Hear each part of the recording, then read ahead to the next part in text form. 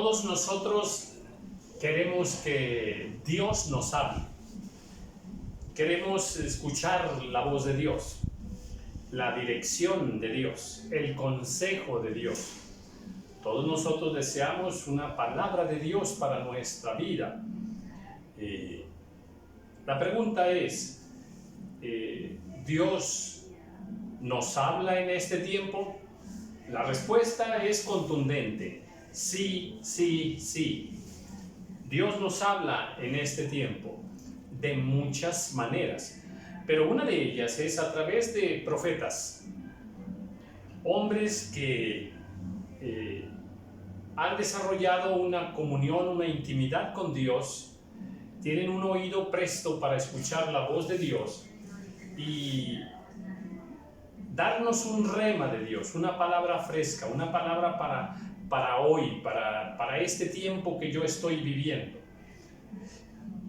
Una palabra profética también que se nos da hoy, que tendrá un cumplimiento años después. A mí en lo personal, ¿me ha hablado Dios a través de profetas? Sí, sí, muchas veces. ¿Todo lo que me han dicho los profetas se ha cumplido? No, no.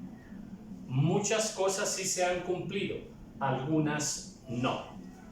¿Y por qué pasa esto? Bueno, dentro del ejercicio del ministerio profético o del ejercicio de profetizar, a veces hay palabra fiel y verdadera de parte de Dios, pero a veces el profeta no oyó fielmente, no dijo fielmente lo que Dios quería decirnos y le agregó un poco o metió un poco de su parecer personal, de su vanidad también, como dice la Escritura. Y a veces una profecía es 100% palabra de Dios. A veces una profecía que nos dan es, déjame ponértelo así en porcentajes, es 50% si es palabra de Dios, el otro 50% ya es el adorno, el betún personal que cada profeta, el estilo, forma de cada profeta, y no es palabra fiel, toda no es palabra fiel.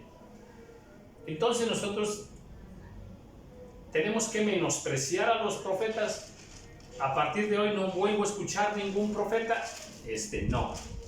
No debemos menospreciar a los profetas.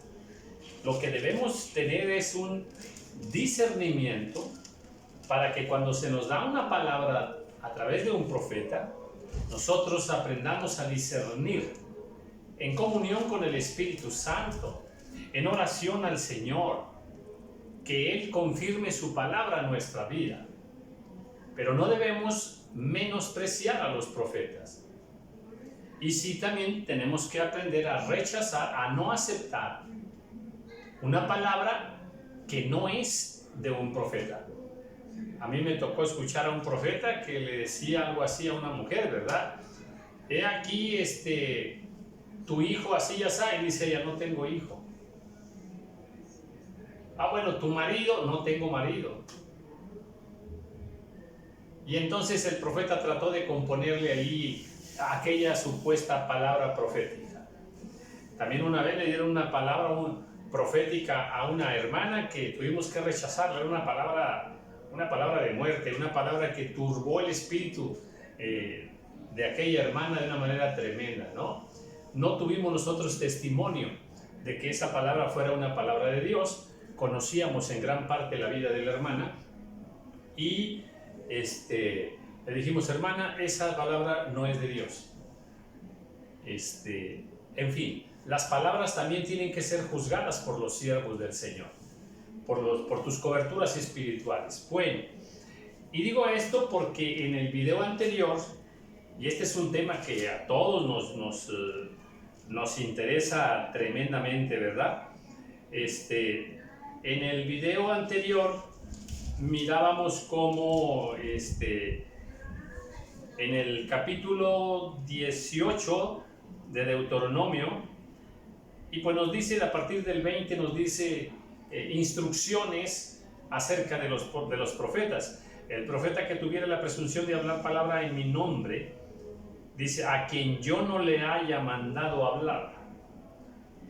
Y ya dice ahí lo que ha de hacerse. Y dice, y si dijeres en tu corazón, ¿cómo conoceremos la palabra que Jehová no ha hablado? ¿Cómo sabremos cuando Dios no nos ha hablado? Y Dios da una respuesta muy sencilla. Si se cumple la palabra es que yo hablé. Y si no se cumple, yo no hablé esa palabra. Así es de que el cumplimiento de la palabra es lo que confirma si es de Dios o no es de Dios. Bien, pues quise hacer segundos comentarios sobre esto porque hoy por hoy han proliferado los profetas por todas partes, y nosotros tenemos que estar alertas, aceptar toda palabra que Dios nos dé a través de su siervo, algún profeta, claro que sí, pero no entrar en confusiones, en dudas de fe, o porque un profeta me dijo algo que no era de Dios, ¿ya voy a rechazar a los demás profetas? No. Entonces, pues sobre este tema es importante que al menos tengamos algunas ideas muy definidas que nos van a servir, porque somos parte del cuerpo de Cristo y los profetas pues profetizan al cuerpo de Cristo. Capítulo 19 de Deuteronomio. Cuando Jehová tu Dios destruya a las naciones cuya tierra Jehová tu Dios te da a ti, y tú la heredes, y habites en sus ciudades y en sus casas, te apartarás, dice, 3 ciudades en medio de la tierra que Jehová tu Dios te da para que la poseas. Dice Dios, te voy a dar todo ese territorio, pero vas a tomar muchas ciudades, pero aparta 3 ciudades. Y ahora le va a decir para qué son esas 3 ciudades. Arreglarás los caminos y dividirás en 3 partes la tierra que Jehová tu Dios te dará en heredad. Y será para que todo homicida huya allí. Este sistema carcelario, vamos a llamarlo así, que Dios le dio a su pueblo, sería el perfecto, sería la mejor forma. Mira, todas las ciudades del mundo tienen su forma carcelaria, ¿verdad? La más tradicional, bueno, sus cárceles, donde son puestos los que han causado algún delito mayor. Y ahí están encarcelados, son juzgados y bueno, se les siguen procesos. Y en este asunto, cada nación tiene su propia estructura legal. A mí me encanta cómo Dios le instruye a su pueblo acerca de estas ciudades que serían como las cárceles de la nación. Arreglarás los caminos y dividirás en 3 partes la tierra que Jehová tu Dios te da en heredad, y será para que todo homicida huya allí. El que cometiere un delito, un homicidio o algo parecido, tenía que ir y sería encerrado en esa ciudad. Y Dios establece cuánto tiempo tendría que estar allí, si se le iba a juzgar, si se le iba a dar una sentencia. Pero había instrucciones muy, muy lindas y me parecen muy justas y me parecen muy perfectas, dadas por Dios a estas ciudades. Dios las llama de alguna manera ciudades de refugio, a donde se van a refugiar los que han cometido delito, Dice, y este es el caso del homicida que huirá allí y vivirá. Aquel que hiriere a su prójimo sin intención y sin haber tenido enemistad con él anteriormente. Esta salvedad es súper interesantísima. Ocurren muchas situaciones de muerte. En el día a día de las naciones mueren personas, y muchas veces por accidente, muchas veces sí con intención de, les matan, pero en muchas otras no había la intención y hay una persona que fallece. Entonces el homicida tenía que huir a esta ciudad, eran 3 ciudades, a una de estas ciudades de refugio. Dice, y este es el caso del homicida que huirá allí y vivirá. Aquel que hiriere a su prójimo sin intención y sin haber tenido enemistad con él anteriormente, como el que fuere con su prójimo al monte y a cortar leña, y al dar su mano el golpe con el hacha para cortar algún leño, saltare el hierro del cabo, y diere contra su prójimo y éste muriere, aquel huirá a una de estas ciudades y vivirá. Qué interesante, ¿verdad? Aclara, no hay intención. Aclara, es un accidente, que puede ser un accidente automovilístico también. Y más, hay muchas formas de que accidentalmente fallezca una persona. Dice, cuando este asesino sin intención cometa ese homicidio, debe huir, se debe ir a una de estas ciudades y vivirá. O sea, una vez que entre a esa ciudad, los familiares de aquella persona que murió no pueden ir a sacarlo de esa ciudad. Ahí va a refugiarse por su delito. Dice, no sea que el vengador de la sangre enfurecido persiga al homicida y le alcance por ser largo el camino y le hiera de muerte, no debiendo ser condenado a muerte por cuanto no tenía enemistad con su prójimo anteriormente. Vale decir, accidente es accidente y no se debe contar como un asesinato. Dice aquí que no sería culpable. Dice, no debiendo ser condenado a muerte. En este caso, ¿en cuál caso? En el caso de que fue totalmente por accidente. En el otro caso ya sabemos cuál era la ley. El que matara a uno pues tenía que morir él también. Esa era la ley, cuando lo hacía por intención. Pero este es el caso, como muchos otros, ¿verdad?, donde pues es accidental la muerte. Dice, pues el familiar te va a perseguir. Ahora, ¿cómo traducir eso ahora? Déjeme, se lo voy a explicar y espero que tenga, que encuentre en usted un poquito de apertura de sentido común en la aplicación que voy a hacer. A ver, cuando hay un accidente así, una persona muere, obviamente los familiares al venir y al ver a su familiar muerto allí, ¿qué crees tú que van a hacer? Se van a lanzar contra el que lo acaba de matar. Y en ese momento no hay entendimiento, no hay razón. Está el dolor en toda su expresión y la carne manifestada con un deseo de venganza. Y entonces pues va a haber más sangre. Hay un vengador de la sangre que va a perseguir al homicida. Esa es la reacción inmediata, natural. Mira, cuántas veces, al menos en mi país, yo creo que en otros países también, viene aquel famoso linchamiento. El pueblo se enoja y ataca al asesino, lo lincha y lo mata.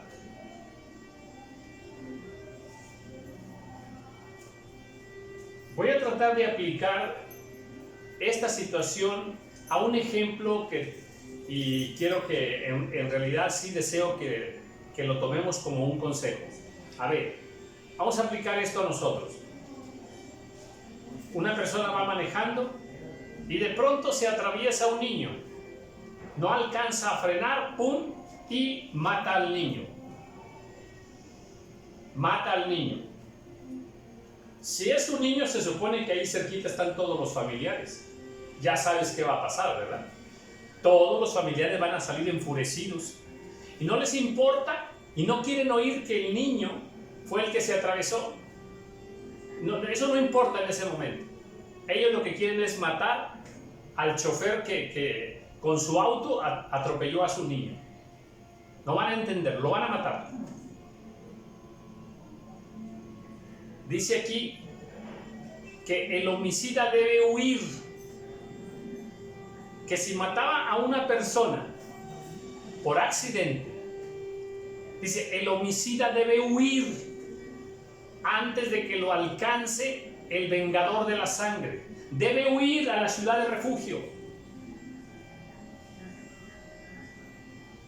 Entonces, ¿qué debe hacer en este tiempo el automovilista?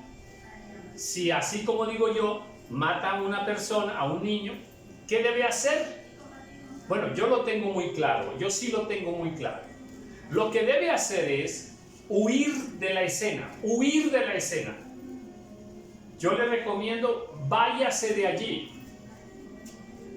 ¿Pero a dónde? No hay ciudades de refugio. Vaya directo a la policía, directo a entregarse, para que los jueces en su momento pues, dictaminen todo lo conveniente, todo lo conveniente.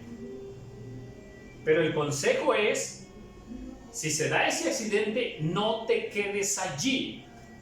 Yo sé que, hay un pensamiento que demanda la sociedad actual, pareciendo que fuera lo más correcto, que no huya, que se quede allí. Bíblicamente eso no es un buen consejo, no es un buen consejo. Como aquel otro consejo de que si hay un pleito entre dos personas allí, que tú intervengas para poner paz. No. Ese es un consejo totalmente equivocado. La Biblia reprueba eso, no lo acepta. Aconseja lo contrario, que no te metas.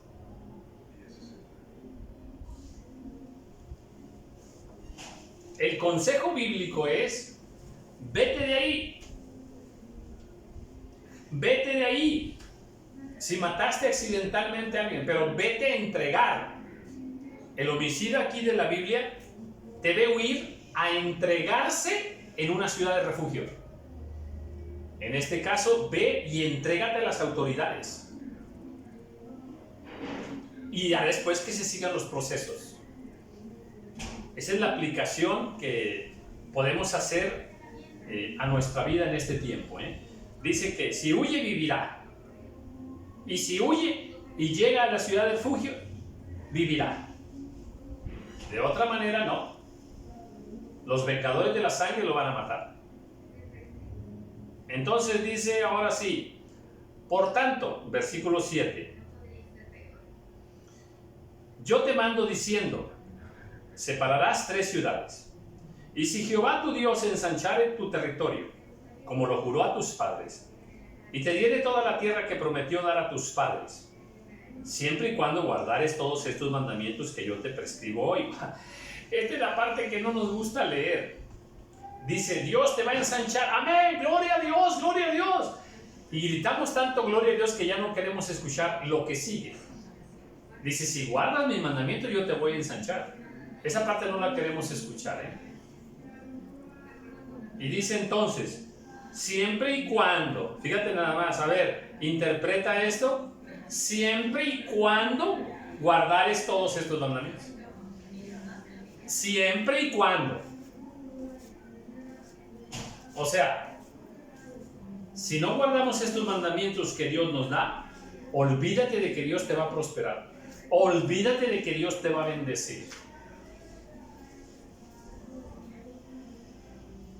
siempre y cuando guarde los mandamientos que yo te prescribo hoy para ponerlos por obra.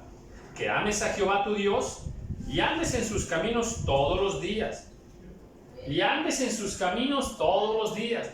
Todos los días. Todos los días. Todos los días. Ese es el mandamiento. Entonces añadirás 3 ciudades más a estas 3. Qué tremendo. Cómo Dios lo tiene todo calculado. Dice, mira, vas a entrar a esa tierra y pon 3 ciudades. Pero si llegas a crecer más y más, pon 6 ciudades. ¿De qué estamos hablando? De que Dios quiere evitar la sobrepoblación carcelaria. De hecho, ese es uno de los temas tremendos en todas las naciones del mundo. Uy, Dios, en serio, se construye una cárcel para 500 personas y ahorita, por decir, actualmente hay 4,000 allí en esa cárcel. Una superpoblación tremenda. Y Dios previno todo eso, y dijo, escogerás 6 ciudades.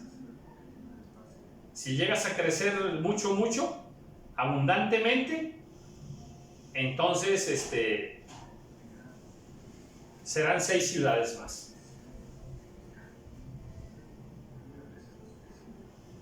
Voy ahora al versículo 10. Para que no sea derramada sangre inocente en medio de la tierra, y que Jehová tu Dios te da por heredad, y no seas culpado de derramamiento de sangre. Ay, qué cosa tan bella, pero para nosotros no nos parece importante. A nosotros no nos parece importante. Y qué triste, qué lamentable que no nos parezca importante. Déjame, te explico un poco estas palabras del Señor. Está diciendo,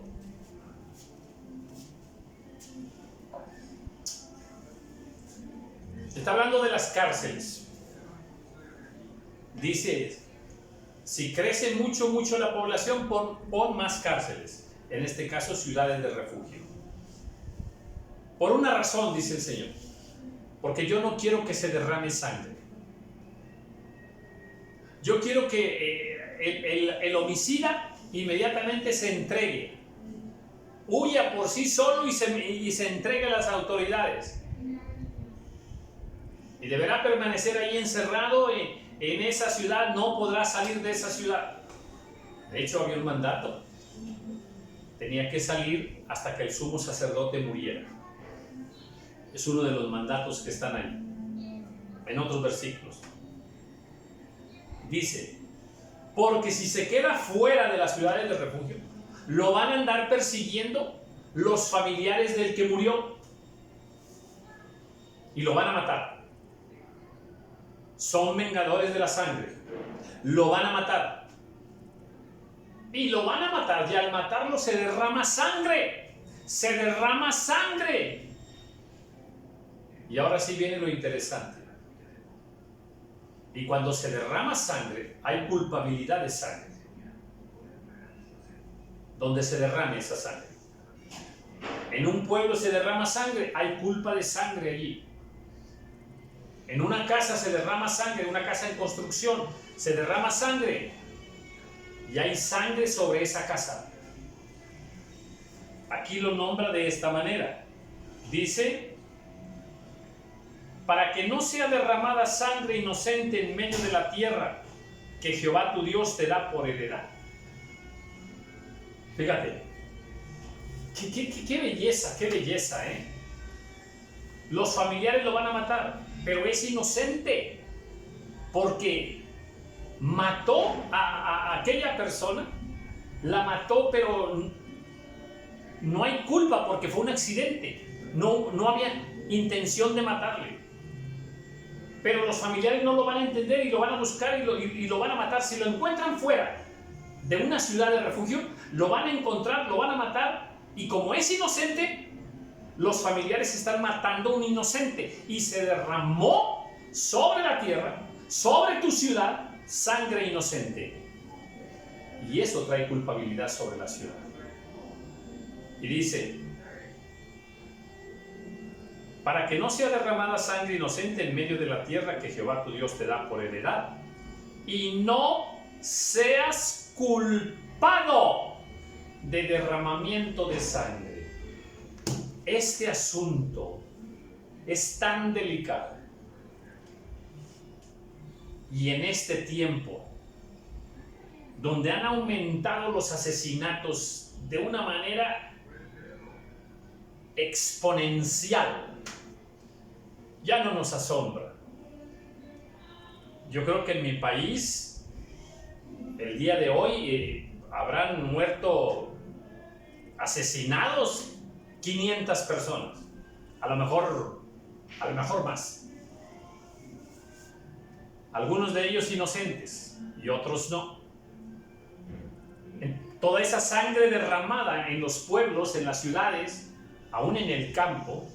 De hecho, cuando la muerte ocurría en el campo, qué interesante, es que es bellísimo realmente. Todos los temas son bellísimos. Cuando la muerte ocurría en el campo y se derramaba sangre en el campo, para saber qué pueblo era el culpable, se le iba a culpar de esa sangre. Atención con esto. La orden de Dios era que se midiera desde donde estaba la sangre al pueblo más cercano. Y el pueblo más cercano, en él iba a haber la culpabilidad del derramamiento de sangre. Para Dios sí es muy importante la culpabilidad del derramamiento de sangre. En este tiempo, ay Dios, en verdad, ya uno no puede entender, no puede uno explicarse, salvo por las palabras del Señor del aumento de la maldad y todo eso, la perversidad de los hombres que va en aumento cada día. Tal proporción de derramamiento de sangre. Ahora los niños matan, los hijos matan, las mujeres matan, por cualquier razón se matan, por un partido de fútbol se matan, por unas monedas se matan, porque lo miró feo,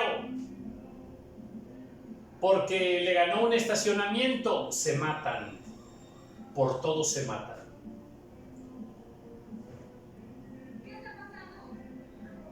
Hay mucho derramamiento de sangre.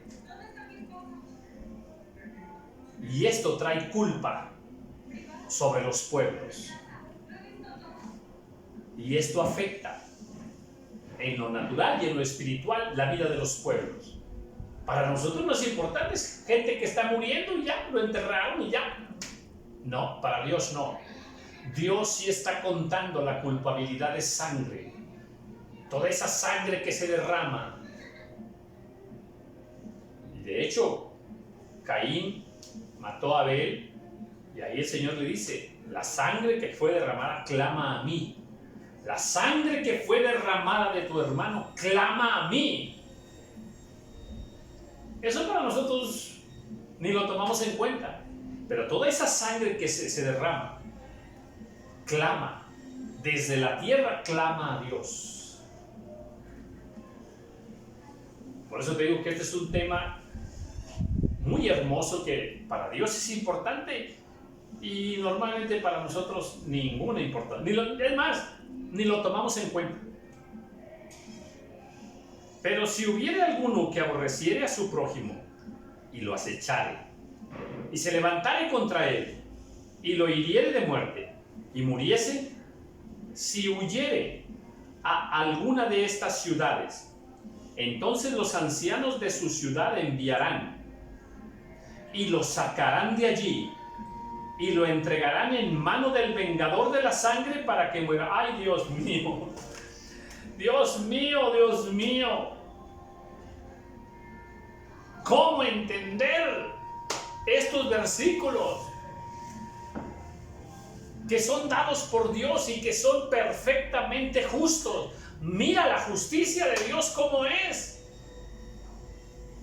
A nosotros esto nos pareciera algo terrible, algo arbitrario, no es correcto, no está bien. Ese es nuestro entendimiento. ¡Qué perfección de los mandamientos de Dios! Dice, si una persona mata a otra porque traían un problema, eran enemigos, se pelearon y lo mató, el asesino corre y se mete a una ciudad de refugio. Al meterse allí, él está diciendo que es inocente, ¿verdad? Que no lo hizo con intención. Dice,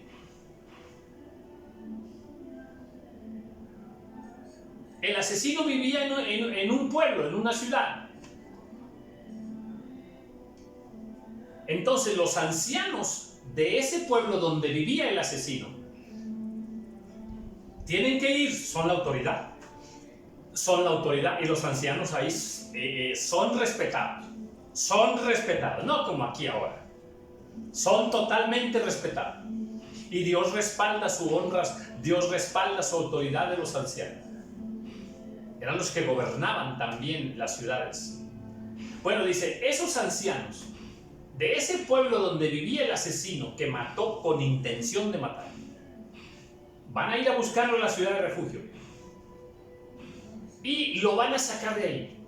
Van a pedir a las autoridades de la ciudad de refugio que se los entreguen. Y una vez que se los entreguen, deben traerlo y entregarlo al vengador de la sangre, al familiar del muerto. Y el vengador de la sangre podrá matarlo y no será culpable el vengador, porque así está establecido por la palabra del Señor, por el mandato de Dios. Esta sería la forma correcta de establecer la justicia sobre los homicidios. Y te repito, no lo hacemos ahora porque, bueno, en primer lugar porque cada nación del mundo tiene su propio esquema legal y establece su justicia de esa forma. De hecho, hay naciones que ni siquiera la pena de muerte tienen, ¿verdad? No le compadecerás. O sea, ese asesino que mató con toda alevosía, dice, no lo compadezcas, no le tengas compasión, porque yo, Dios, no se la tengo. Yo, Dios, no le tengo compasión. Tú tampoco le tengas compasión. Y quitarás de Israel la sangre inocente y te irá bien. Y te irá bien. Una forma hermosa que establece Dios para limpiar de sangre, para limpiar de la culpabilidad y del derramamiento de sangre bajo estas normas que Dios establece. Que repito, no tratemos de entenderla bajo el marco legal que nosotros conocemos en nuestras ciudades. No. El mejor marco legal para tratar esto de los homicidios es este es el marco bíblico. En la heredad que poseas en la tierra que Jehová tu Dios te da, no reducirás los límites de la propiedad de tu prójimo que fijaron los antiguos. Aquí entra otro tema también muy bello. Con este tema cierro y en el próximo video vamos a continuar. Los límites de la propiedad de tu prójimo hay que respetarlos. Hay que respetar los límites de la propiedad. Dios tiene también, aquí en esta ley de Moisés, también explica a Dios. También da instrucciones al respecto. El respeto a los límites de las propiedades. Si el Señor permite, en unos 10 días estaré en las montañas tratando, negociando, y escúchame bien con lo que vas a escuchar, Por favor, escúchame muy bien. Pon mucho sentido lo que vas a escuchar. Mis antepasados, mis abuelos, vivían entre las montañas. De hecho, mi abuelo tenía sangre indígena. Mi abuela también. Yo todavía voy a esas tierras. Ya compramos algunas propiedades por ahí. Y si Dios permite, en una semana, 10 días, estaré negociando, tratando unas propiedades para comprarlas. ¿Y sabes cómo se hace allí ese trato? Casi al estilo antiguo. Al estilo antiguo. Te contaría cosas así sencillas, ¿verdad? Pues ¿de dónde a dónde es? Pues mira, de donde está aquella piedra grande y subes por la ladera, ves aquel pino que está allá. Bueno, pues allí es el límite. Y luego dale para acá, para la izquierda, y hay un arroyo, bajas por el arroyo, subes, y luego hay una cueva. Y ahí por donde está la cueva, ahí hay un maguey grande. Bueno, ahí del maguey entonces bajas para acá. Y si no te dicen, es hasta el filo de la montaña. Del filo de la montaña bajas toda la ladera. Y más o menos así, ¿eh? Y te presentan algunos documentos. Es que esto es fantástico, créeme que es fantástico, en serio, en serio. Me encanta tratar con esa gente, estar allí, porque han preservado buenas tradiciones y buenas costumbres en sus tratos, en sus negociaciones. Ya cerré algunos tratos de ese tipo, por eso te digo, y he sido testigo de cómo se han hecho otros tratos. He sido testigo. Te cuento una así muy rápida. Hace muchos años, como 30 años, yo venía caminando por la montaña y venía un arriero con su burro. Venía de su parcela, de trabajar. Nos saludamos, buenas tardes. Y ya, ¿de dónde vienes? Pues vengo de mi labor. Oye, supe que tienes un terrenito aquí, ¿este es tuyo? Sí, pues a mí me interesa. Bueno, pues ahí hablamos. Pasaron como 3 años y no hablamos. Y un día alguien quiso comprarle el terreno y él no quiso.